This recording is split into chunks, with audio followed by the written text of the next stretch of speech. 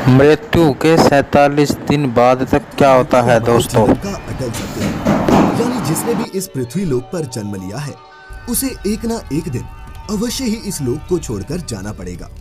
भागवत गीता में श्री कृष्ण ने भी कहा है कि आत्मा एक निश्चित समय के बाद एक शरीर को त्याग कर दूसरा शरीर धारण करती है, अर्थात शरीर तो नश्वर होता है जबकि आत्मा अमर होती है। मित्रों, अब आपके मन में ये प्रश्न भी उठ रहा होगा कि अगर आत्मा अमर है तो किसी की मृत्यु या फिर शरीर के नष्ट हो जाने के बाद आत्मा का होता क्या है?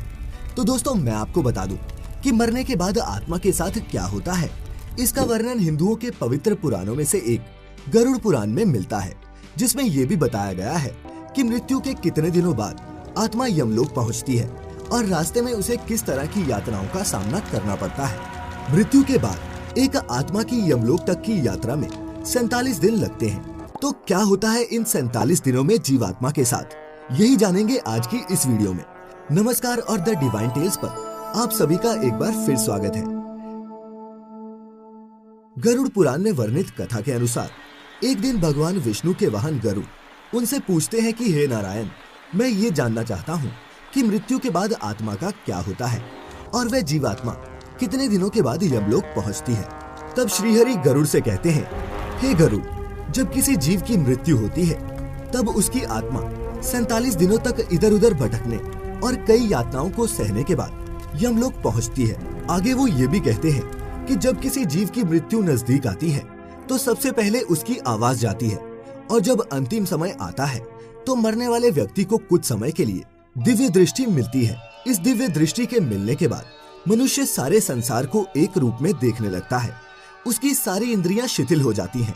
जिसके बाद मृत्यु के समय यमलोक से 2 यमदूत आते हैं।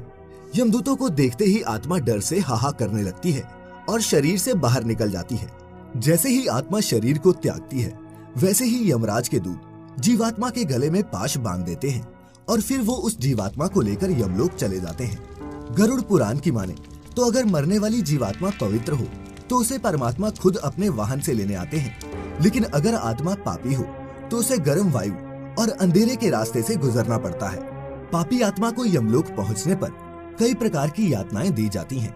फिर उसी दिन उस आत्मा को आकाश मार्ग से वापस उसी घर में छोड़ दिया जाता है जिस घर में उसने अपना शरीर त्यागा था।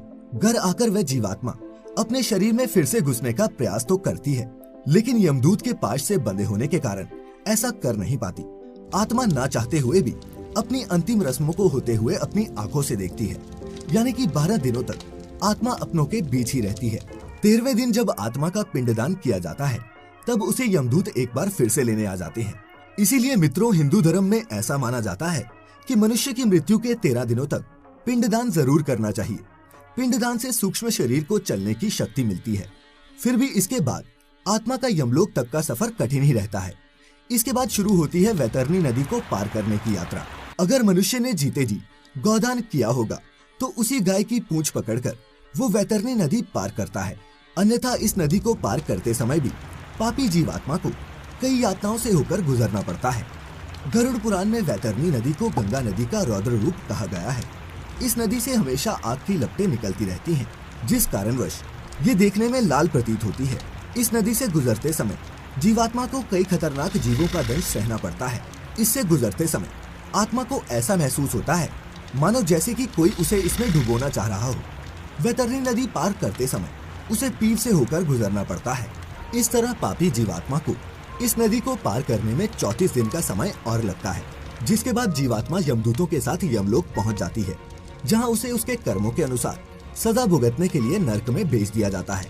इसके बाद आत्मा को सजा कैसे सुनाई जाती है और क्या क्या होता है, ये जानने के लिए ऊपर आई बटन पर क्लिक करके आप हमारी एक दूसरी वीडियो देख सकते हैं। इसीलिए मित्रों, अगर आप मृत्यु के पश्चात इस तरह के कष्टों को नहीं भोगना चाहते तो अपने जीवन काल में अच्छे कर्म करें, क्योंकि चाहे आप जिसके लिए भी जीवन भर बुरे कर्म करते रहें, ये याद रखिए कि मरने के बाद कष्टों को भोगने के लिए आपके साथ वहाँ कोई नहीं होगा। गरुड़ पुराण का आज का ये सफर फिलहाल यही खत्म होता है, लेकिन इस पुराण में जीवन और मृत्यु से जुड़ी और भी कई गूढ़ बातें बताई गई हैं, जिनके बारे में हम आपको पहले भी बताते रहे हैं और आगे भी बताते रहेंगे। खैर, अगर आपको आज की ये वीडियो अच्छी लगी हो तो इसे ज्यादा से ज्यादा लाइक और शेयर करें। साथ ही ऐसी और भी आध्यात्मिक वेदों पुराणों की जानकारी के लिए सब्सक्राइब करें हमारा YouTube चैनल और लाइक करें हमारा Facebook page the divine tales. फिलहाल अब हमें इजाजत दें। आपका बहुत बहुत शुक्रिया।